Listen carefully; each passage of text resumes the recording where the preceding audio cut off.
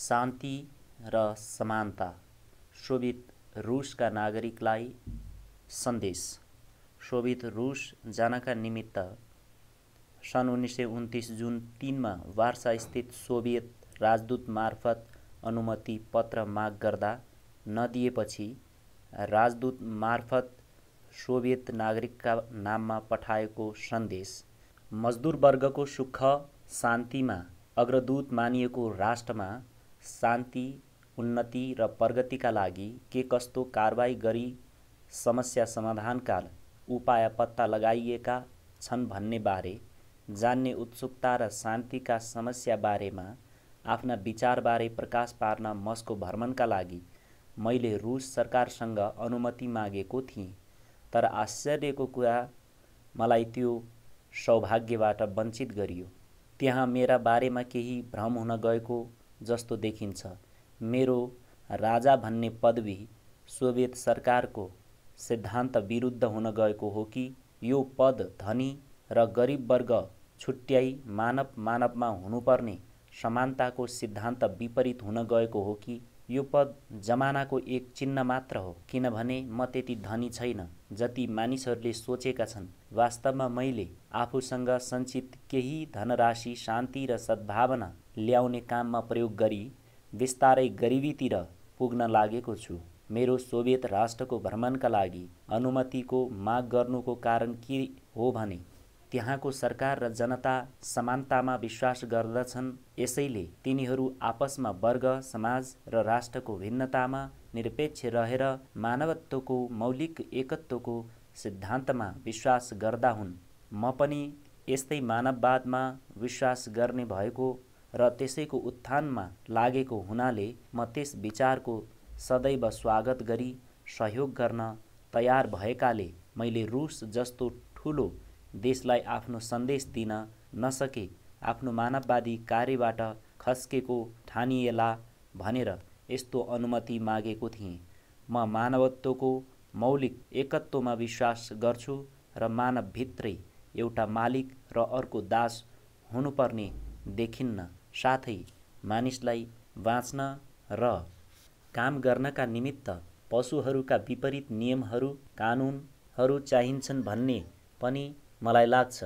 मानिसले पशुतुल्य व्यवहार गरी साना साना कुरा जस्तै राम्री केटी पाउनका लागि, एक टुक्रा रोटीका लागि, राम्रो लुगाका लागि पनि झगडा गर्न लागे भने मानव समाज छिट्टै पतन भई यसको अस्तित्व पनि रहने छैन। यसैले यदि मानिसलाई समानताको सुविधा उपलब्ध हुन्छ भने मानिसको साझा संरक्षणका लागि आवश्यक जुनसुकै प्रकारको विधान मान्नमा मलाई व्यक्तिगत हिसाबले कुनै आपत्ति हुँदैन। मैले ठम्म्याएसम्म जीवनको सिद्धान्त पशु वा मानिस जेको भए पनि आत्मसंरक्षणको आकांक्षा हो। यही आकांक्षाका कारण हाम्रा वरपर समस्त तनाव, खिचलो र सङ्घर्ष चलिरहेको हामीले देखिरहेका छौँ। हरेक जीवित प्राणीले पनि चलायमान हुनु परेको र काम गर्नु परेको यही आकांक्षाले नै हो। यसरी विचार गर्दा यी इच्छा, सोचाइ र कामका केन्द्रबिन्दुमा यही आफूलाई बचाउने आकांक्षा पढ्न आउँछ। आत्मबलिदानीले होइन, यही आत्मसंरक्षणका कुराले नै मानिसलाई आज मानिस बनाएर पाषाण युगको बर्बरताबाट सभ्य र सुसंस्कृत वातावरणका युगमा ल्याई पुर्याएको छ। सुरक्षाको भावनाले गर्दा प्राकृतिक प्रकोप र जङ्गली हिंसक पशुहरूबाट बाँच्नका निमित्त मानिसले ठुला ठुला भवनहरू बनायो भने बढी सुरक्षाका निमित्त जाति जत्था जस्ता सङ्गठनात्मक एकाइ निर्माण गर्यो।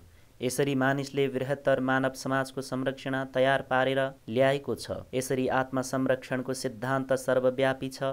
सबै चेतन जगत, मानिस, पशु वा वनस्पति जेसुकैको पनि क्रियाकलापको केन्द्रीय अभिप्राय यही हो। तब प्रश्न उठ्छ, अरू चेतन जीव जगतले अपनाएको भन्दा भिन्न मानिसले आत्मसंरक्षणको उपाय कसरी अपनाउनु पर्ला? हामीले मानिसलाई मानिसको अवस्थामा आउनु पूर्वको पशुको अवस्थालाई हेर्दा सुरुमा मानिसले आफ्नो जीवन चलाखी र शक्तिद्वारा चलाइएको पाइन्छ। साना र निर्बलिया पशुले ठुला बलिया पशुहरूसँग जीवन बचाउन चलाखी गरेको पाइन्छ भने ठुलाले शक्तिको नै प्रयोग गरेको देखिन्छ। मानिस आफूलाई सर्वोपरि र शक्तिशाली मान्दछ भने उसले पशुको भन्दा भिन्न राम्रा सुव्यवस्थित तरिकाहरू अपनाउनु पर्दछ। मानिसमा अवश्य पनि ती गुण हुनु आवश्यक छ। ती प्रभावकारी कदमहरू अवश्य नै मेरा विचारमा एकता, सद्भावना र सहयोग हुन यसलाई अझ बढी पुष्ट्याइ गरौँ। सुरुमा मानिसहरू पशु बराबर थिए, एक ठाउँबाट अर्को ठाउँमा फिरन्ते भएर बसोबास गरी सारी एक अर्कासँग लडाई बसेका थिए। त्यस बेला जाति, परिवार र घरहरू थिएनन्।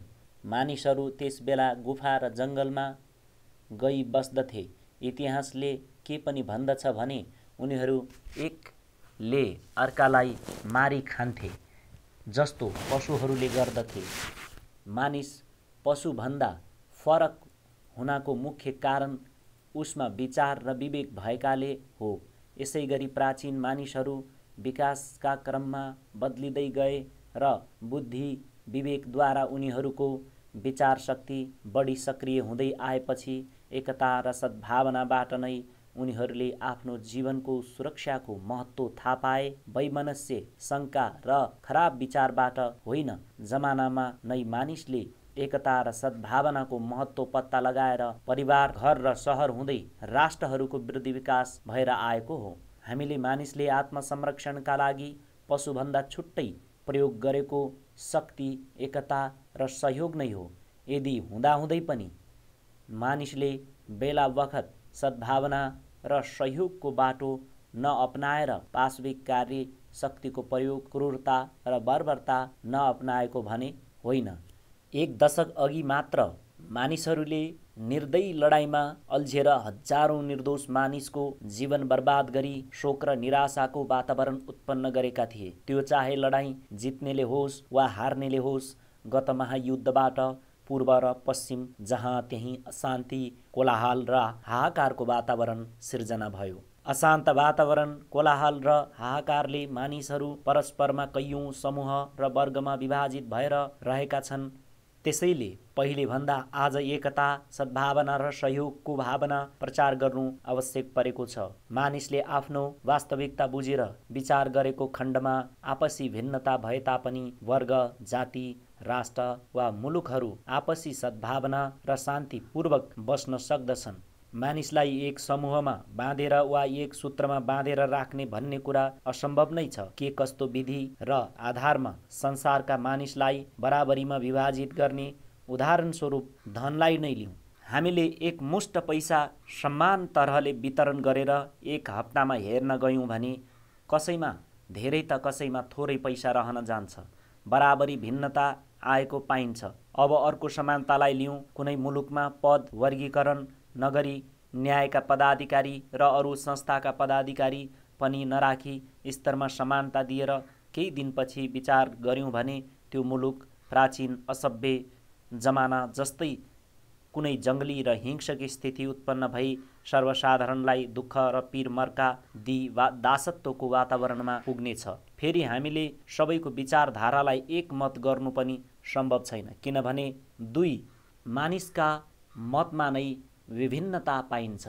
त्यसैले सबै मानिसलाई एक धर्म, चलन र सिद्धान्तमा लैजाने भन्ने तर्क पनि युक्तिसङ्गत छैन। त्यसैले मेरा विचारमा सबभन्दा सरल र युक्तिसङ्गत कुरा के छ भने हामी सबै मानव एक हौँ भन्ने भावनालाई बुझी प्रत्येक मानवलाई जीवनयापन र विचार स्वतन्त्रता दिनका साथै उसलाई नियन्त्रण र परिचालन गर्ने शक्ति प्राप्त गर्नुपर्दछ र कसैले कसैको भावनामा आघात पार्नु हुँदैन, किनभने एकले अर्काको स्वार्थका लागि अर्कालाई हानि गर्ने, हानि पुर्याउने नियम उल्लङ्घन गर्दा नै यस्तो वातावरणको सिर्जना भएको हो। आजको वातावरणले एक अर्कालाई हानि पुर्याउन रोक्नुको सट्टा घात प्रतिघातबाट एकले अर्कालाई पीडित पारिरहेको छ। आत्मसंरक्षणपछि मानिसमा आराम र सुख सुविधा कसरी ल्याउने भन्ने तर्कतिर जाउँ। सुख सुविधा भनेको के हो? मानिससँग आफ्नो पेटको समस्या वा भोग तृप्त गर्न खाना प्राप्त छ, लाउनलाई र बस्नलाई घर छ भन्ने, त्यसैलाई नै आराम र सुखदायी जीवनयापन गरेको मानिन्छ। यी सबका लागि मानिस स्वयं आफै मात्र जिम्मेवार छैन। खानाका लागि धान रोपेदेखि लिएर नकाटेसम्म सबैको सहयोगको अपेक्षा गरिन्छ। सबैको सहयोग अपरिहार्य छ। त्यस्तै लाउनका लागि लुगा बनाउन, कपासको खेतीदेखि लिएर भेडाका रौँ काट्न, कपडा बनाउन सबैको सहयोग आवश्यकता छ। घर बनाउन कैयौँ ज्यामीहरूको आवश्यकता पर्दछ, तर यो एक अर्कामा निर्भरता त्यस बेलासम्म सम्भव हुन्छ जबसम्म आफू अरू छिमेकीसँग मैत्री र शान्तिको वातावरण कायम गर्न सक्षम हुन्छ। यसैले सुख र शान्तिसँग जीवनयापन गर्न शान्ति र सहयोगको आवश्यकता पर्दछ। अब सुख भनेको के हो र यसलाई हामी कसरी प्राप्त गर्न सक्दछौँ? चिन्ता र दुःख रहित जीवन नै सुखमय जीवन हो। सुखी हुन चिन्ता र दुःखबाट मुक्त हुने बाटो पत्ता लगाउनु पर्यो। दुःख र चिन्ताको उद्गम स्थल, जन्मस्थल आफ्नै मन हो। मन नै हामी सबैको चिन्ताको जन्मस्थल हो। म हिन्दू दर्शनको व्याख्या गर्न लागेको होइन, तापनि मेरो विचारमा कसैलाई पनि सम्झन गाह्रो पर्दैन होला कि खराब विचार वा घृणा बढी मात्रामा भयो भने चिन्ता र दुःख बढी हुन्छ।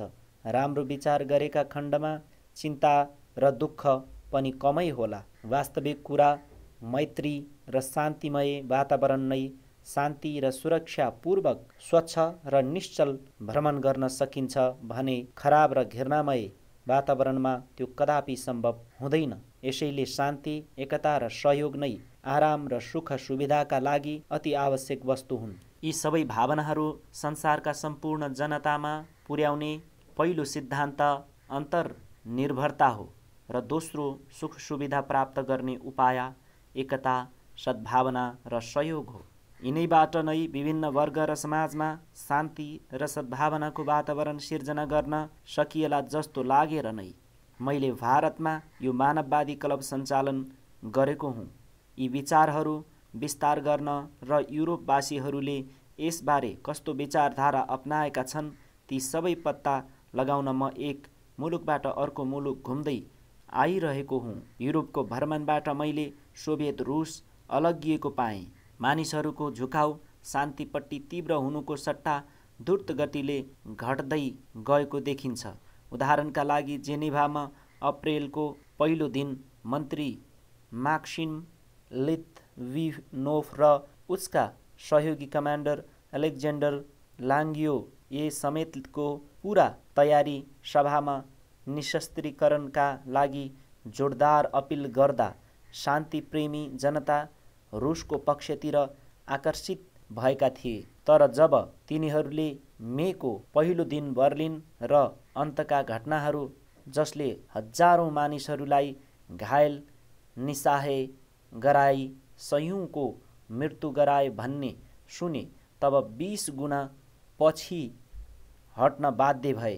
केन्द्रीय सोभियत सरकार र यसका सिद्धान्तको प्रत्यक्ष रूपबाट हिंसामा सरोकार नभए तापनि जबसम्म सोभियत रुसले आफ्ना समर्थकहरूबाट यस्तो दुष्प्रयास रोक्न सक्दैन तबसम्म अप्रत्यक्ष रूपमा उसप्रति घृणा, द्वेष र शङ्का उत्पन्न नहोला भन्न सकिँदैन।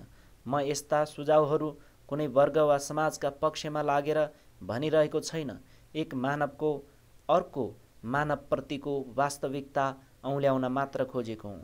न्याय र समानता चाहनुहुन्छ, शान्ति र सुरक्षाका लागि आह्वान गर्नुहुन्छ, शान्ति, सुख र सुविधा खोज्नुहुन्छ, आफ्ना विचारधाराहरूलाई व्यापक प्रचार र प्रसिद्ध गर्न चाहनुहुन्छ भने यी सबैको प्रमुख साधना सहयोग र सद्भावना मात्र हुन्छ। मानववादी धारणालाई व्यापक प्रचारमा ल्याउन एक मानवले अर्को मानवसँग मानवीय व्यवहार अपनाएर आफ्नो काम र कर्तव्यको बोध गरी विभाजित हुनु, छुट्टिनु, टुक्रिनु, एक्लै हुनु तथा वञ्चित हुनुबाट जोगाएर एकता, सद्भावना र सहयोगको भावना आपसमा बढाउनुपर्छ। प्रत्यक्ष रूपमा यी कुरा व्यक्त गर्न नपाए तापनि आफ्ना केही सन्देश रुसी जनताका सुख, सुविधा र उन्नतिका लागि व्यक्त गर्ने धृष्टता गरेकोमा क्षमा चाहन्छु।